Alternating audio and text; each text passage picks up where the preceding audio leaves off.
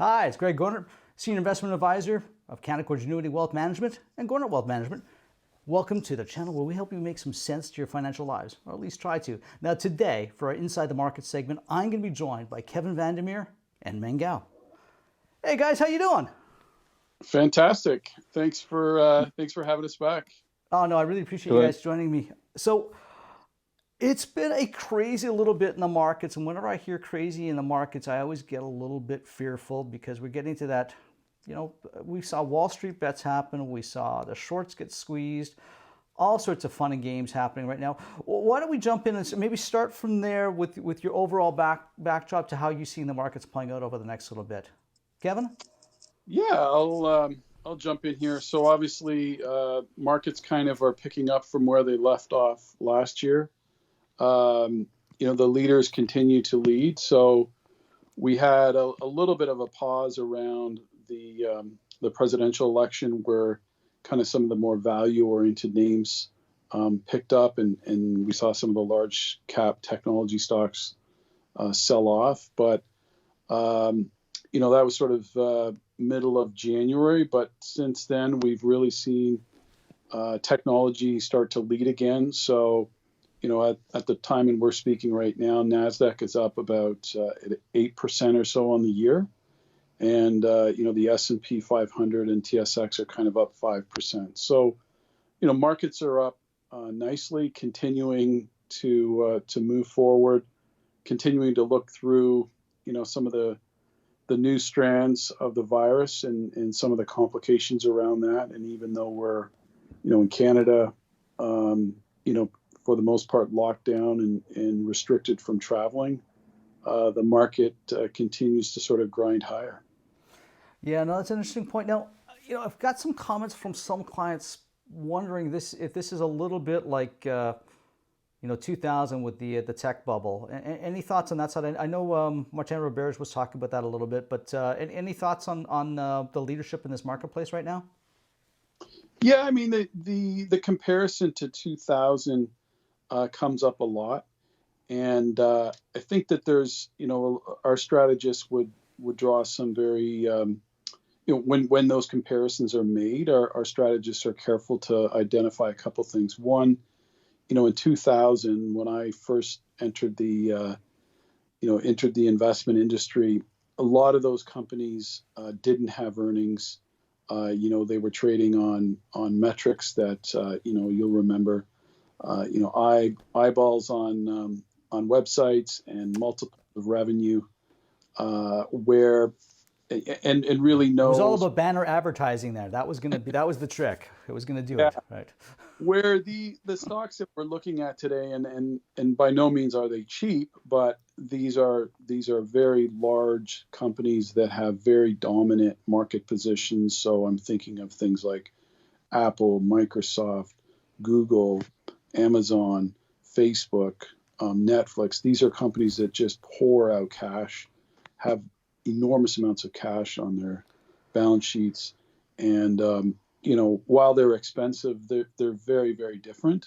Yeah. In terms of the cash that they're generating. And then I think it's worth noting that the macro backdrop in 2000 was one where it was towards the end of the cycle, where in many ways we have a lot more stimulus coming into the economy because of the pandemic, and that should bode very well for the overall economy. Yeah. And so we would say that the earnings are actually understated. So as much as the multiple is large, it's more because the earnings are being understated, and we expect those earnings to catch up, which would put a more normalized multiple on these businesses. Yeah, I mean that's such a good point. I know you organized. We had an internal call that we were all on last week with Tony Dwyer, and Tony was talking about Apple refinancing some debt and just what that meant to the immediate bottom line, and as far as refinancing debt at cheaper prices, and that's an immediate impact to their earnings. Now, I think that's what a lot of people forget, is that there's real companies underneath this, and if we're going forward now, and earnings pick up, especially once we get out of the pandemic, those high multiples, they are going to contract, but they're going to contract in a good way, where earnings will, catch up to the multiples they're trading at. Any concerns about a market pullback? I know I had Javed Mirza on a week ago, and he was wearing his patented red tie, which is usually when he's somewhat bearish on things. And, I always want to take heed when Javed makes comments like that. So, any thoughts on shorter term pullbacks? I know they're hard to, in the long run, those things don't really mean a big deal for long term investors. But from entry points, sometimes they can be important if we've been sitting on some cash for a while. Yeah, no, for sure. I mean, we'll let Ming jump in here as well soon. But yeah, I mean, look, the market has really moved high. Moved to at higher levels and with a certain level of speed. And so typically when that happens, you have a lot of the market moving higher and it's expensive. It's healthy for it to pull back. And I know, our technical analyst, Javed, who looks at sort of a lot of the internals of the market, looks at, history in terms of how markets behave and how people behave, has been looking for a pullback, and the market continues to drive higher. So I think it's, if you have money in the market and you've had some really good winners, it's probably a good idea to take some money off. And when I think about that, I know that everybody's situation is a little bit different, but there is a very, very much a portion of the market which some people would call hyper growth. These are companies like Zoom.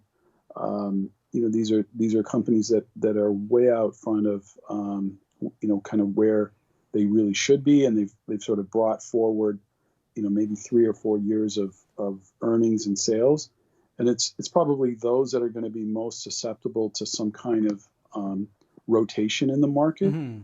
It's interesting that last week, one of the best performing sectors in the market was actually energy. Yeah, that's interesting. Yeah.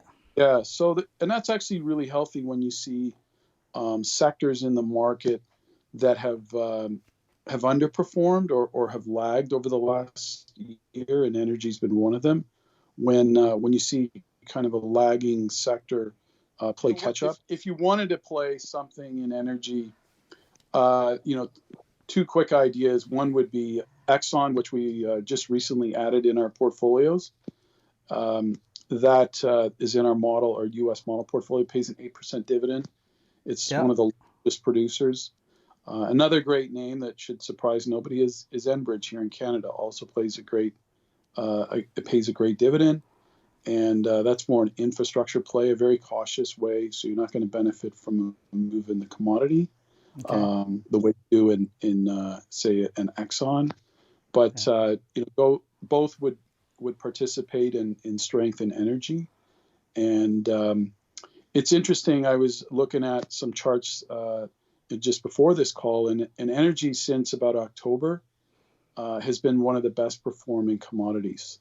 So not surprising that we're seeing some of the strength in that sector as well. So, Meng, we've got to look here, and the market's been doing really well over the past little bit. As I said earlier, we had Javed on. He's got his red tie, which is typically he's really bearish. Market has gone up real fast. It's been a good run. I do think we have economic underpinnings that support it going long term. But what are your thoughts when the market goes up this fast that maybe there is a pullback on the horizon? No, Greg, that's a great question, and that's definitely a question that I've been getting more and more of. The more the market goes up, the more my friends call me on the weekends, on a Saturday at 7 a.m. to ask me if the markets are crashing. Exactly. So, obviously, I think it all depends on your time frame. Once again, if you're looking at short term, look, nobody, it's hard to dictate what the market's going to do in a week or two. But if you're asking me what my view is in the long term, if you look out several months or maybe even a few years, I think ultimately we got to look at what's driving the market higher, and that's the low rates. So in my opinion, as long as rates stay low, as long as the large caps pay a healthy dividend, and as long as the vaccine rollout is on schedule and is not deterred from most of the models, I personally feel like, if we look out more than, a week or two, whether or not it pulls back, resets in the short term, I think in the long term, it should be a pretty good investment opportunity. Good point. Now I'm going to throw it over to Kevin here on the point that you just made, Meng, on low rates. Janet Yellen made some musings the past couple of days that maybe we might have to start thinking about higher interest rates. What are your thoughts on that, Kevin? Yeah, I mean, I think that's, I think higher rates are inevitable.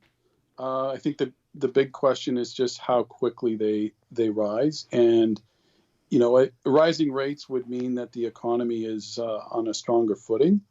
Obviously, I would say that's one of the biggest risks to the market right now is just rising rates and pressure that would put on multiples. So I would say that I would put that as one of my biggest risks to the market. But I see that as more of a 2022 story. I don't think that we're going to see rates rise during 2021. Yeah, and that's a good point too, because I think the Fed has made it very clear they're comfortable with higher rates. In fact, they're pushing for higher rates and maybe higher inflation targets that we've experienced since the 90s, actually, in the early 90s at that.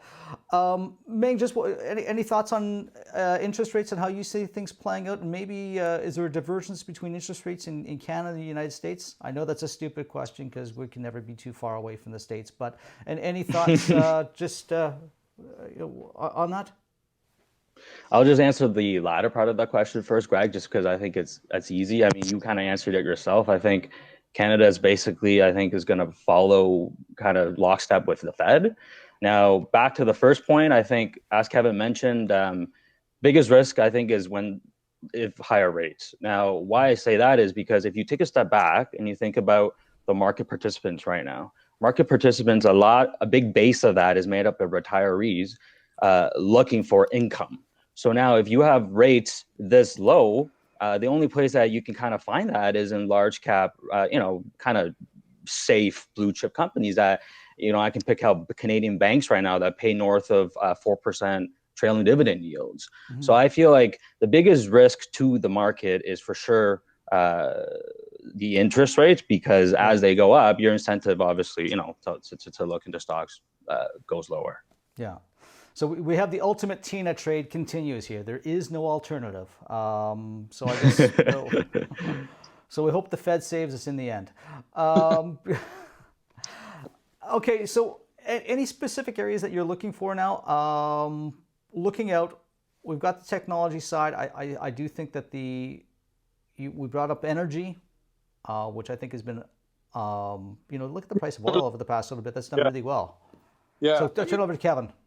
Yeah, I think, areas of the economy that I think it's still a little bit early to start looking at restaurants, but I think, once we're all allowed to leave our homes and the majority of us have been vaccinated, I think there definitely is going to be some pent up demand. We're all going to want to get out, whether it's to buy new clothes or go shopping or to eat in restaurants. So I think there's definitely going to be a time where you want to look at sort of the reopening stocks, if you will. And, so in part, that's a little bit about what the energy trade there is we, there's going to be, we're all going to drive more, get in our cars and move around, and goods are going to start to, move a little bit quicker. And not just through Amazon trucks, but, through shipping and warehouses and sorts of things. So, that's probably best played through the, consumer discretionary space. And so, as well as industrials. Yeah. And to a lesser extent, financials. Financials have really lagged as well, especially U.S. financials. And, if rates start to rise, that's typically good for financials. Yeah. Insurance in particular, that would be. Yeah.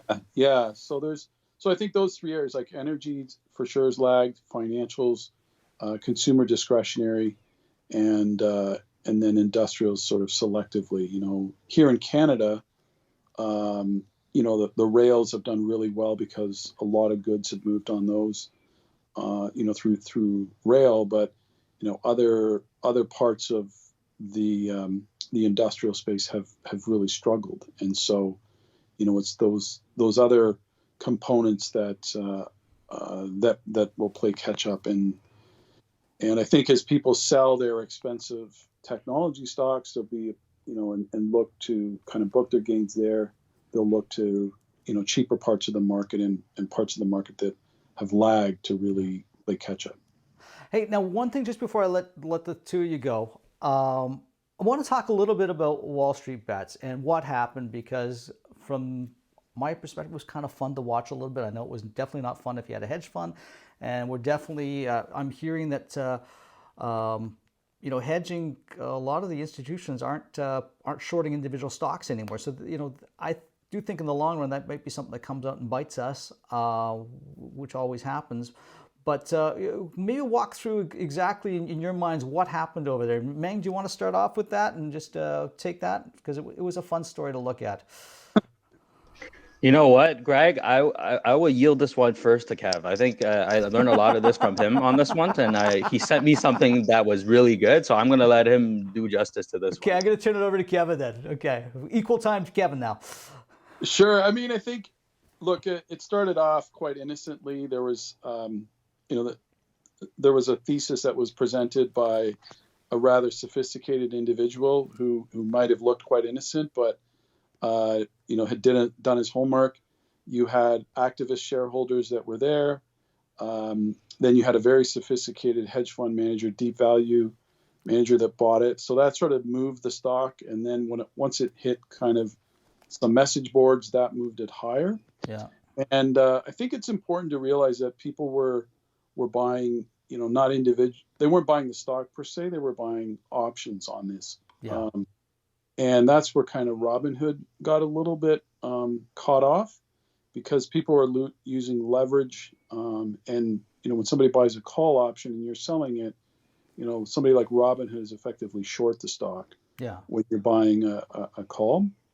So, but, a lot was said about sort of it was retail against institutions. But toward, as the stock moved higher, it was really hedge fund against hedge fund, because when you look at the amount of volume that was traded, yeah, retail just doesn't have that kind of capital that was moving in and out of it. So yeah, retail might have started sort of lit the match, if you were, but towards the end, it was very much kind of hedge fund to hedge fund, and the guys that got caught off guard were also using options. They were effectively short.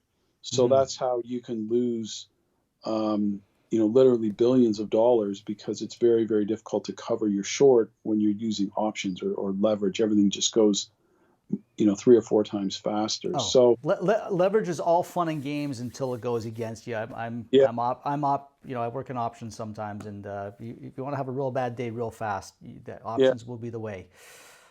So. Yeah. So I think it's sort of settled down. I think, GameStop today, I think, traded below 50. I think at its peak, it was like 320. And really, they created a short squeeze. There was, they knew that the hedge fund guys would need to buy back in.